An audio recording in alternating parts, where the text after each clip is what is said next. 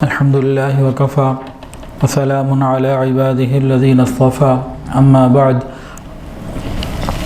قال النبي صلى الله عليه وسلم لقد رأيت جعفرا في الجنة له جناحان سبحان ربك رب العزة عما يصفون وسلام على المرسلين والحمد لله رب العالمين اللهم صل على سيدنا ومولانا محمد وعلى آل سيدنا ومولانا محمد وبارك وسلم اللهم صل على سيدنا ومولانا محمد وعلى آل سيدنا ومولانا محمد وبارك وسلم اللهم صل على سيدنا ومولانا محمد وعلى آل سيدنا ومولانا محمد وبارك وسلم۔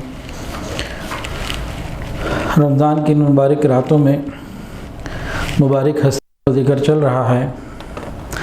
آج جس مبارک ہستی کا ذکر حدیث میں ان کا نام آپ لوگوں نے سن لیا، حضرت جعفر بن ابی طالب رضی اللہ تعالی عنہ، حضور صلی اللہ علیہ وسلم کے چچا ابو طالب کے صاحبزادے، بنی عبد مناف۔ ان میں 5 آدمی ایسے تھے کہ جن مشابہت حضور صلی اللہ علیہ وسلم سے بہت زیادہ تھی۔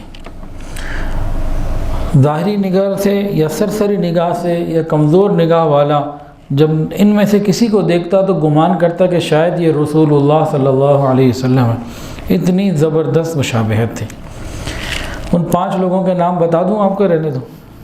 وہ 5 ایسے لوگ تھے کہ جن کی مشابہت چہرے کی نبی علیہ السلام کے ساتھ بہت زیادہ تھی۔ ان میں ایک تھے حضرت ابو سفیان بن حارث بن عبد المطلب رضی اللہ تعالی عنہ، حضور صلی اللہ علیہ وسلم کے چچا کے بیٹے بھی اور رضاعی بھائی بھی، چچا زاد بھائی بھی اور رضاعی بھائی بھی۔ دوسرے تھے حضرت قاسم ابن عباس رضی اللہ تعالی عنہ، یہ بھی حضور صلی اللہ علیہ وسلم کے چچا کے بیٹے تھے لیکن حضرت عباس کے بیٹے، اور ان کا مزار سمرقند میں ہے، مجھے بھی الحمدللہ اللہ نے جانے کی توفیق دی۔ اور تیسرے تھے حضرت سعید بن عبید بن عبدیز بن عبد یزید بن ہاشم، اور یہ امام شافعی رحمۃ اللہ علیہ کے دادا تھے۔ چوتھے تھے حضرت حسن بن علی رضی اللہ تعالی عنہ، حضرت علی کے بیٹے، نبی علیہ السلام کے نواسے۔ اور 5ویں یہی حضرت جعفر ابن ابی طالب۔ اور ان تمام میں سب سے زیادہ جو مشابہت تھی نا، حضرت جعفر رضی اللہ تعالی عنہ کی تھی۔ حضرت جعفر کے والد کا نام ابو طالب، قریش کے سردار، خاندان بنی ہاشم میں بلند شان رکھنے والے، بڑے اونچے درجے کے مالک تھے، بہت سخی بھی تھے، اور اولاد بہت زیادہ تھی اور مال کم تھا، خرچ ہوتا رہتا تھا۔ اور حضرت عباس رضی اللہ تعالی عنہ وہ مالدار تھے۔ قریش میں قحط آیا، لوگ بھوک پہ مجبور ہو گئے، فاقے رکھنے پڑے، جانور ہلاک ہو گئے، کھیتیاں تباہ ہو گئیں، بہت پریشانیاں ہوئیں۔ اس وقت حضور صلی اللہ علیہ وسلم نے اپنے چچا حضرت عباس سے جا کے کہا کہ یا عم، ابو طالب جو میرے دوسرے چچا ہیں، آپ کے بھائی ہیں، اس قحط کے اندر ان کی تکلیف میں اضافہ ہو گیا، ان کی اولاد زیادہ، کہ ایسا نہ ہو کہ ہم ان کی اولاد میں سے کچھ اپنے ذمہ لے لیں، اس کا کھانا پینا، اس کے سارے خرچے ہم اٹھا لیں۔ حضرت عباس نے کہا بہت اچھی بات ہے، بالکل کرنا چاہیے۔ اب یہ دونوں حضرت ابو طالب کے پاس گئے، جا کے کہا ہم اس لیے آئے ہیں۔ انہوں نے کہا میرے بیٹے عقیل کو میرے پاس رہنے دو، اس کے علاوہ جو تم کرو تمہاری مرضی۔ خوش بھی ہوئے۔ تو حضور صلی اللہ علیہ وسلم نے حضرت علی رضی اللہ تعالیٰ عنہ کو لیا، چھوٹی عمر تھی اس وقت ان کی، اور آپ کے ساتھ ہمیشہ ہی رہے۔ اور حضرت جعفر رضی اللہ تعالیٰ عنہ کو حضرت عباس رضی اللہ تعالیٰ عنہ نے اپنی کفالت میں لے لیا۔ تو بہرحال یہ سلسلہ اس طرح سے چل پڑا۔ حضرت جعفر رضی اللہ عنہ کی اہلیہ تھیں، ان کا نام تھا اسماء بنت عمیر رضی اللہ تعالیٰ عنہما۔ جیسے ہی حضور صلی اللہ علیہ وسلم نے نبوت کا اعلان فرمایا، یہ لوگ فوراً مسلمان ہو گئے۔ نبی علیہ السلام ابھی دار ارقم بھی نہیں گئے تھے۔ میں نے چند دن پہلے بتایا تھا کہ دار ارقم وہ مکان جہاں سے چھپ کے دین کی دعوت دی جاتی تھی، جب مسلمانوں کی تعداد 10، 20، 25 اس طرح سے تھی۔ لیکن جب 2-4 ہی تھے نا گنتی کے، اس وقت دار ارقم بھی نہیں شروع ہوا تھا، یہ اس وقت کے مسلمان ہیں، بالکل ابتدا کے۔ اور وہ ابتدائی مسلمان جتنے بھی تھے، سب نے بے حساب تکلیفیں اٹھائیں۔ اتنی تکلیفیں کہ پہاڑوں پہ ڈال دی جاتی تو وہ ریزہ ریزہ ہو جاتا۔ اور حضرت جعفر رضی اللہ تعالیٰ عنہ صدیق اکبر رضی اللہ تعالیٰ عنہ کی دعوت پر ایمان لے کر آئے۔ اب یہ لوگ کلمہ تو پڑھ چکے، اب چاہتے عبادت کریں، اللہ کی کچھ نماز پڑھیں، ذکر کریں، تو قریش مکہ ہر وقت گھات میں لگے رہتے، کہیں پا لیتے تو بہت تکلیفیں دیتے، پریشان کرتے۔ تو حضرت جعفر رضی اللہ تعالیٰ نے ایک فیصلہ کیا، انہوں نے نبی علیہ السلام سے اجازت لی کہ مجھے، میری بیوی کو، ہم چند لوگوں کو اجازت دیں، ہم قریش کے مظالم یہاں نہیں سہ پا رہے، ہم حبشہ چلے جاتے ہیں، وہاں نجاشی بادشاہ سنا ہے اچھا ہے، تو وہاں جا کے زندگی گزارتے ہیں، کچھ اللہ کی عبادت کر سکیں گے۔ رسول اللہ صلی اللہ علیہ وسلم نے اجازت تو دی، لیکن بڑے دکھی دل کے ساتھ کہ میرے ان ساتھیوں کو کس بات کے اوپر تکلیف دی جا رہی ہے کہ کہتے ہیں ہم اللہ کے بندے ہیں، اللہ کو ایک مانتے ہیں، اور ان کو کس بات کی سزا دی جا رہی ہے کہ ظالمانہ طور پر ان کو مجبور کیا جا رہا ہے۔ اور نبی علیہ السلام کے پاس اس وقت افرادی قوت ایسی نہ تھی کہ آپ ان لوگوں کے لیے کچھ کر سکتے۔ بہرحال آپ نے اجازت دے دی۔ مہاجرین کا یہ پہلا قافلہ اپنا وہ وطن جہاں بچپن گزارا، جہاں لڑک گزارا، جہاں زندگی، گھر بار سب کچھ، خاندان سب چھوڑ چھاڑ کے اللہ کے لیے، تاکہ عبادت صحیح طریقے سے کر سکیں، اللہ کے احکامات پر زندگی اچھے طریقے سے گزار سکیں، صرف اس مقصد کے لیے مکہ مکرمہ کو چھوڑ کر یہ لوگ حبشہ چلے گئے۔ قریش مکہ کو کچھ دنوں میں پتہ لگ گیا کہ مسلمانوں میں سے ایک مختصر سی جماعت چلی گئی، ان کے تو غیظ و غضب کا کوئی حال نہ رہا، اور انہیں دو باتیں پتہ لگیں، ایک تو ہے کہ مسلمان چلے گئے، دوسرا کہ وہاں آرام سے ہیں، سکون سے ہیں۔ بس یہ ان کے لیے آج بھی کافروں کے لیے یہی بات بڑی تکلیف دہ ہوتی ہے کہ مسلمان کہیں سکون سے ہوں۔ اب جناب ان کا تو غیظ و غضب، انہوں نے اپنے دارالندوہ میں میٹنگز کیا کرتے تھے، میٹنگز کی اور فیصلہ کیا کہ نجاشی کے پاس جانا ہے، اس کو بتانا ہے اور وہاں ان کو قتل کروانا ہے یا واپس لے کر آنا ہے، ان کو نہیں چھوڑنا، وہاں بھی نہیں چھوڑنا۔ ام سلمہ رضی اللہ تعالیٰ نے تفصیل سے حدیث میں یہ واقعہ بیان فرمایا، کہنے لگیں کہ جب ہم لوگ حبشہ کی سرزمین پر پہنچے، نہ کوئی ہماری مخالفت، نہ کوئی پریشانی، خوب ڈٹ کے اللہ کی عبادت کیا کرتے تھے اور کوئی پریشانی وہاں ہمیں نہ تھی۔ لیکن جب قریش کو ہمارے دل کے اطمینان کا معلوم ہوا تو آگ بگولا ہو گئے، ہمارے خلاف سازش کی اور دو بندے تیار کیے قاصد کے طور پر، ایک عامر ابن عاص اور دوسرے عبداللہ بن ربیعہ۔ قریش مکہ نے ان دونوں کو تیار کیا، کہا پہلے جانا ہے نجاشی سے نہیں ملنا، فوجیوں سے، اس کے سرکاری اہلکاروں سے، پادریوں سے، سب سے ملاقات کرنی ہے، ان سب کو ان کی مرضی کے تحفے، تحائف، ہر چیز دینی ہے۔ انہوں نے معلوم کیا کہ ان لوگوں کو کیا کیا چیزیں پسند ہیں، وہ نوادرات اور اس قسم کی اچھی چیزیں جو ان لوگوں کو پسند تھیں وہ نہیں۔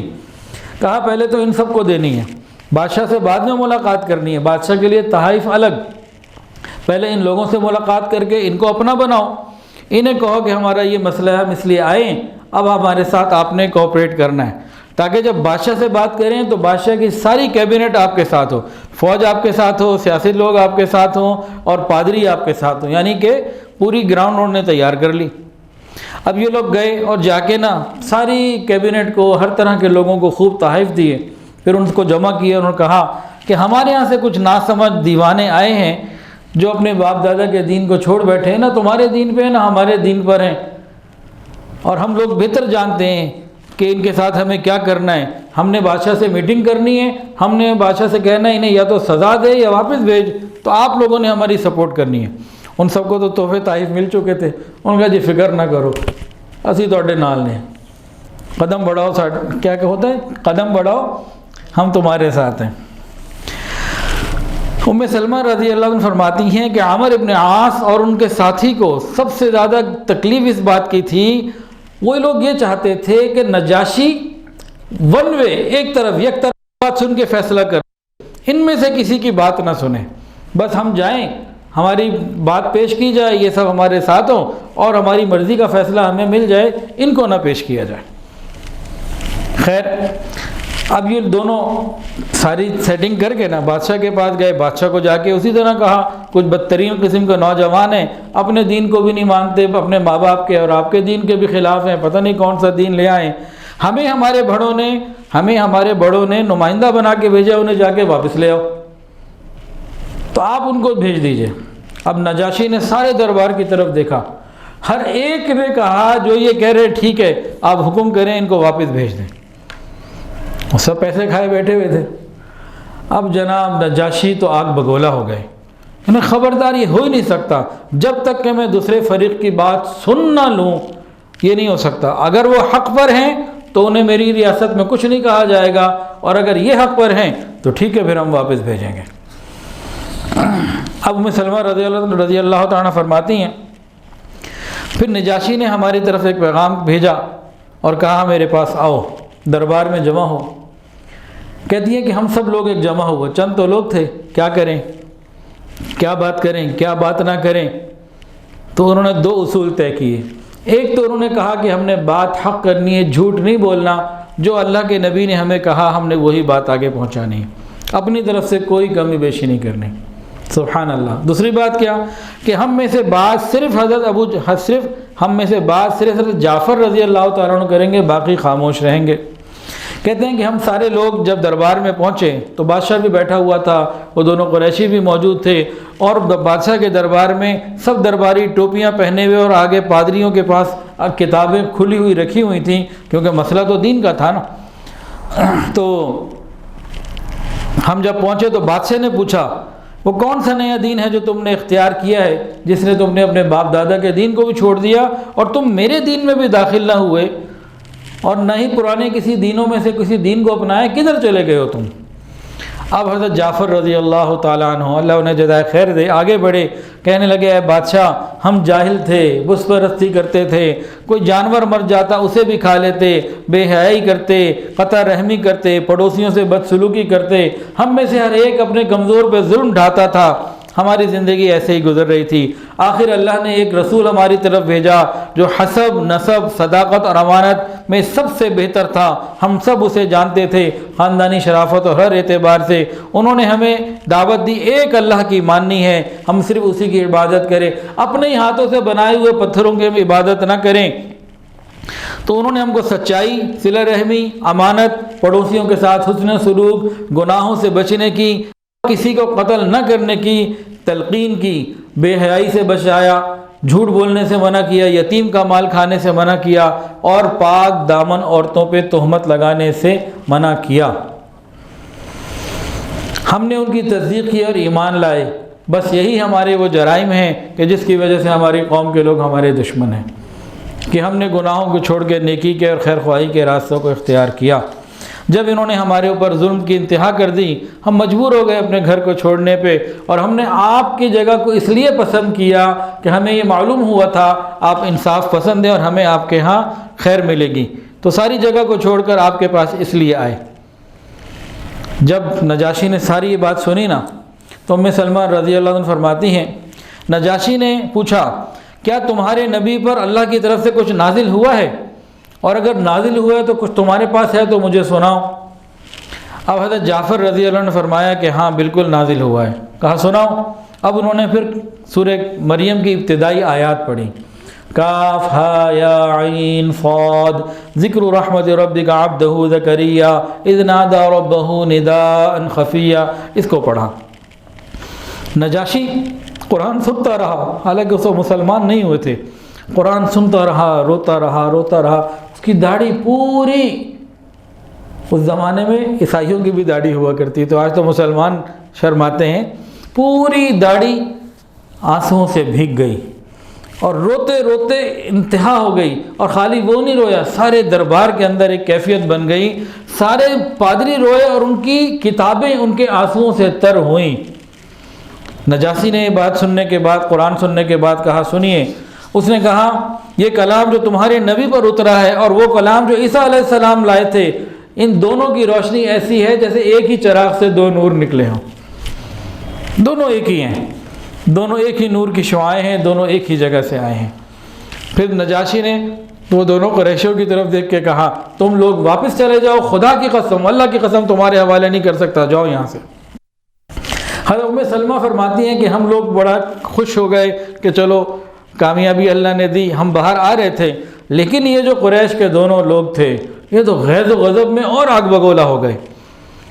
نجاشی نے جب ان کو باہر بھیج دیا، یہ ہمارے پاس آئے، اور ان میں سے عمر ابن عاص نے کہا کہ اللہ کی قسم کل میں تمہارے ساتھ ایسا معاملہ کروں گا کہ نجاشی تمہیں چھوڑے گا نہیں، تمہاری ایک ایک کی جان لے لے گا، تمہیں نہیں چھوڑے گا، اور ایسی بات میں اس کو کہوں گا جو نجاشی کے دل کو تمہارے لیے غیظ و غضب سے بھر دے گی، وہ بھرپور تم سے انتقام لے گا، کسی کو نہیں چھوڑے گا۔ عمر ابن عاص کے دوسرے ساتھی نے کہا عبداللہ بن ربیعہ نے کہ بھائی اتنی سخت بات بھی نہ کرو، جیسے کیسے بھی ہیں تو رشتہ دار۔ انہوں نے کہا کوئی بات نہیں، ایسی ہمدردی کی ہمیں کوئی ضرورت نہیں ہے، ان ساروں کو کل میں نے نہ اب الفاظ میں پھانسی لٹکوانا ہے، ان سب کو ختم کرنا ہے میں نے۔ اور کہوں گا کیا؟ سن لو ابھی، میں کہوں گا کہ تم نجاشی آپ جو ہیں عیسیٰ علیہ السلام کو اللہ کا بیٹا کہتے ہیں، یہ تو بیٹا نہیں کہتے، بندہ کہتے ہیں۔ اب دیکھیں کیسا کی پوائنٹ لا کے جو ہے نا وہ رکھا کہ جی کل تو میں نجاشی کو کہوں گا عیسیٰ علیہ السلام کے بارے میں ان کا عقیدہ بڑا گستاخانہ ہے، یہ جو فرقہ واریت پھیلاتے ہیں نا، یہ بھی باہر سے آئی ہوئی امپورٹڈ چیزیں ہوتی ہیں، علماء کا کام نہیں ہے یہ۔ اب جناب اگلے دن جو ہے نا عمر ابن عاص اپنی پوری پلاننگ کے ساتھ پھر بادشاہ کے پاس کہ جی کل جن لوگوں کو بلایا تھا ایک بات تو رہ گئی، بہت امپورٹنٹ بات، آپ حضرت عیسیٰ علیہ السلام کے بارے میں جو عقیدے رکھتے ہیں وہ تو ان کی گستاخی کے مرتکب ہیں، وہ تو وہ عقیدہ نہیں رکھتے، آپ ذرا ان کو بلائیے، ذرا تفصیل تو پوچھیے کیا کہتے ہیں وہ۔ اب حضرت عیسیٰ علیہ السلام کے بارے میں جب یہ بات کہی تو نجاشی نے ان کو بلا لیا۔ اب مسلمانوں میں حضرت ام سلمہ کہتی ہیں کہ ہم لوگوں کے اوپر تو یہ رات گزارنی مشکل تھی کہ کل اس نے بتا دیا تھا، اور ہم بڑے ہی پریشان تھے کیا کریں۔ جب نجاشی کا قاصد بھی آ گیا پھر ہم سوچنے لگے کیا کریں، ہم نے باہم مشورہ کیا اور ہم نے پھر وہی بات طے کی، دونوں باتیں وہی، عیسیٰ علیہ السلام کے بارے میں بھی دربار میں وہی بات کہیں گے جو اللہ نے کہی، جو ہمیں رسول اللہ نے بتائی، کوئی بات ادھر ادھر کی نہیں کریں گے، جان داتی ہے جائے، بادشاہ کے سامنے بات حق کہنی ہے۔ اور دوسری بات کہ حضرت جعفر ہی بات کریں گے، باقی جماعت خاموش رہے گی۔ کہتی ہیں کہ ہم اگلے دن دوبارہ جب گئے تو سب لوگ اسی پوزیشن پہ کل کی طرح بیٹھے ہوئے تھے، اور بادشاہ نے ہم سے پوچھا ماذا تقولون فی عیسیٰ ابن مریم، کہ تم لوگ عیسیٰ ابن مریم کے بارے میں کیا کہتے ہو؟ انہوں نے کہا ہم وہی کہتے ہیں جو ہمارے نبی نے ہم کو بتائی۔ کبھی کیا بتائی ہے تمہارے نبی نے تم کو؟ حضرت جعفر رضی اللہ عنہ نے کہا کہ وہ اللہ کے بندے ہیں، اللہ کے رسول ہیں، اس کی روح ہے، اس کا کلمہ ہے، جس کو اس نے پاک دامن کواری مریم بتول کی طرف القاء کیا۔ پوری بات جو قرآن کی حدیث کی ہے وہ بیان کر دی۔ یہ بات سن کر نجاشی نے اپنے ہاتھ کو زمین پر زور سے مارتے ہوئے کہا اللہ کی قسم عیسیٰ ابن مریم کے بارے میں تمہارے نبی نے جو بات بتائی ہے ان کی حیثیت ایک بال کے برابر بھی اس سے زیادہ نہیں۔ اب تو پورے دربار میں جو پادری تھے اور جو لوگ تھے وہ تو سارے پریشان ہو گئے اور اپنی ناک کھجلانے لگے اور غیظ و غضب کے اندر آ گئے۔ اور نجاشی نے ان سب کی بدلی ہوئی کیفیت دیکھی تو کہنے لگا کہ جتنی مرضی تم ناک کھجلاؤ، جو مرضی کرو، بات انہوں نے ٹھیک کی ہے۔ اور ان مسلمانوں کو کہا کہ جاؤ اپنی عزت عافیت کی زندگی گزارو، تمہیں کوئی گالی دے گا، برا بھلا کہے گا، ذمہ دار میں ہوں، تمہیں کوئی ہاتھ نہیں لگا سکتا۔ اور اللہ کی قسم مجھے تو یہ بھی منظور نہیں تم میں سے کسی کو کوئی تکلیف پہنچائی جائے اور مجھے اس کے بدلے سونے کا پہاڑ کوئی ہدیہ کرے۔ اور اس کے بعد دونوں قریشیوں کی طرف رخ کر کے نجاشی نے کہا کہ ان دونوں کو یہاں سے نکال دو، دور ہو جاؤ میری نظروں سے، ان کے سارے ہدیے ان کو واپس لوٹا دو، مجھے ان کی کسی چیز کی ضرورت نہیں۔ اللہ رب العزت نے اس طرح سے ان کو کامیابی عطا فرمائی۔ تو یہ لوگ تقریباً 10 سال وہاں پہ رہے حبشہ میں بڑے سکون اور عافیت کے ساتھ۔ 7 ہجری میں جب رسول اللہ صلی اللہ علیہ وسلم خیبر فتح کر کے مدینہ تشریف لا رہے تھے، ادھر سے حضرت جعفر رضی اللہ تعالیٰ عنہ، اسماء بنت عمیر رضی اللہ تعالیٰ عنہ اور یہ باقی لوگ مدینہ آ گئے۔ نبی علیہ السلام نے حضرت جعفر کو جب دیکھا تو فرمایا مجھے نہیں معلوم کہ دونوں میں سے کس بات کی مجھے زیادہ خوشی ہے، آیا خیبر کی فتح پہ میں زیادہ خوش ہوں یا جعفر کی واپسی پہ؟ اور حضرت جعفر رضی اللہ تعالیٰ کی واپسی پر جو مسلمان فقراء تھے نا وہ بڑے خوش ہوئے۔ ان کو ابو المساکین کہا جاتا تھا۔ یہ غریبوں کے لیے مدد کرنا، ان کو اپنے گھر لے جانا، کھانا کھلانا، ان کا خیال رکھنا، یہ ان کا کام ہوا کرتا تھا۔ لیکن بہرحال مدینہ طیبہ میں حضرت جعفر بڑا زیادہ عرصہ نہیں گزار سکے، تقریباً 1 سال۔ 8 ہجری میں غزوہ موتا کی تیاری ہوئی۔ ملک شام میں روم والوں سے تیاری تھی۔ مسلمانوں کی فوج کی تعداد 3000، عیسائیوں کی فوج کی تعداد 1 لاکھ تو نقد تھی، 1 لاکھ پیچھے آ رہی تھی تو 2 لاکھ تھی۔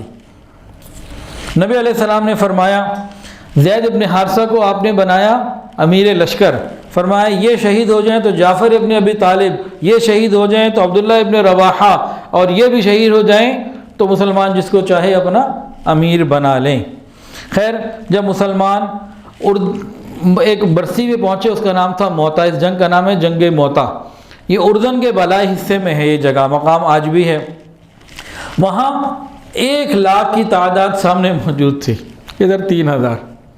خیر، زید بن حارثہ رضی اللہ عنہ شہید ہو گئے، بے جگری سے لڑے شہید ہو گئے۔ اس کے بعد مسلمانوں کا جھنڈا اور عالم حضرت جعفر رضی اللہ عنہ کے ہاتھ میں آیا۔ انہوں نے لیا، لینے کے بعد اپنے گھوڑے سے اترے، اپنے گھوڑے کی چاروں ٹانگیں اپنے ہی تلوار سے ختم کر دیں اور لڑائی کے لیے آگے بڑھ گئے کہ جنت تو اب بڑی قریب آ گئی ہے اور اب بس جنت کا سفر قریب ہے، تو اس کے لیے باقی چیزوں کا کیا، اب تو میں نے رومیوں کو عذاب دینا ہے اللہ کا اور لڑائی کرنی ہے۔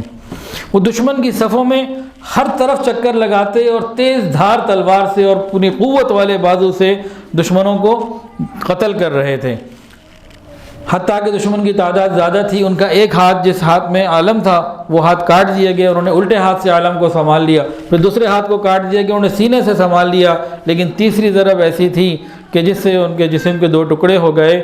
اب جھنڈا عبداللہ ابن ابی رواحہ نے اٹھا لیا۔ نبی علیہ السلام کو اپنے تینوں جانثاران کی شہادت کی خبر وحی کے ذریعے مدینہ طیبہ میں مل گئی۔ نبی علیہ السلام انتہائی مغموم ہوئے، ادھر مدینہ طیبہ میں تھے۔ آپ حضرت جعفر کے گھر گئے۔ آپ کی اہلیہ، حضرت جعفر کی اہلیہ اسماء بنت عمیر رضی اللہ تعالی عنہا، وہ خاوند کے استقبال کی تیاریوں میں تھیں۔ جیسے خاوند آنے والا ہے، کافی دن ہو گئے گئے ہوئے، اور بچوں کو نہلایا دھلایا تھا کہ بس ابا آنے والے ہیں، تو کہتی ہیں کہ جب نبی علیہ السلام گھر آئے، میں نے آپ کے چہرے کے اوپر اس رنج و الم کو دیکھا جو دل کے اندر تھا، مجھے اس کے اثرات آپ کے چہرے پہ نظر آئے۔ میرے دل میں بہت سے اندیشے وسوسے پیدا ہوئے اپنے شوہر جعفر کے متعلق، لیکن میں نبی علیہ السلام سے کچھ پوچھنے کی ہمت نہیں کر سکی آپ کے چہرے کی اس کیفیت کی وجہ سے کہ کہیں نبی علیہ السلام کوئی تکلیف دہ خبر نہ مجھے سنا دیں، میں ہمت نہیں کر سکی۔ نبی علیہ السلام آئے، فرمایا جعفر کے بیٹوں کو بلاؤ، جعفر کی اولاد کہاں ہیں، جعفر کے بچوں کو میرے پاس لاؤ۔ کہتی ہے میں نے سب بچوں کو آواز دی، سارے خوشی خوشی دوڑتے ہوئے چمکتے چہرے کے ساتھ اور نبی علیہ السلام کے پاس آگے بڑھنے کے لیے ایک دوسرے سے لڑ رہے تھے کہ پہلے میں نبی علیہ السلام کے پاس آ جاؤں۔ ہر ایک یہ چاہتا تھا کہ پہلے نبی علیہ السلام کے پاس میں پہنچوں۔ نبی علیہ السلام نے ان بچوں کو اپنے بازوؤں میں سمیٹ لیا، ان کے اوپر جھک گئے، ان کو چومنے لگے، اور نبی علیہ السلام کی مبارک آنکھوں سے بے حساب آنسو جاری تھے۔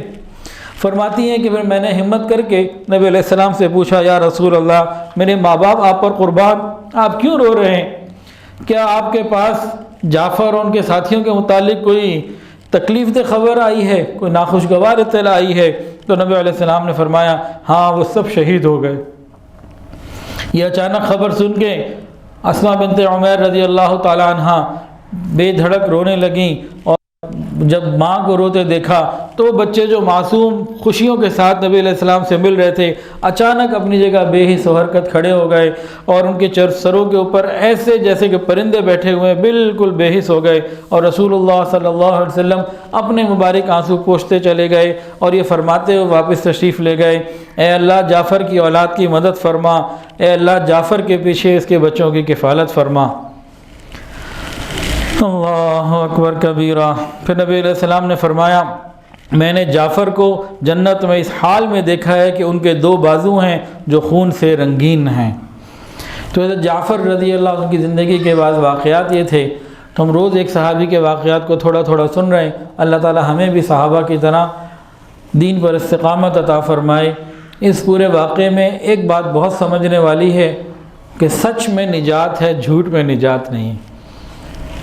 نجاشی کے سامنے انہوں نے سچ بولا، حق کی بات کی اللہ نے مدد فرمائی۔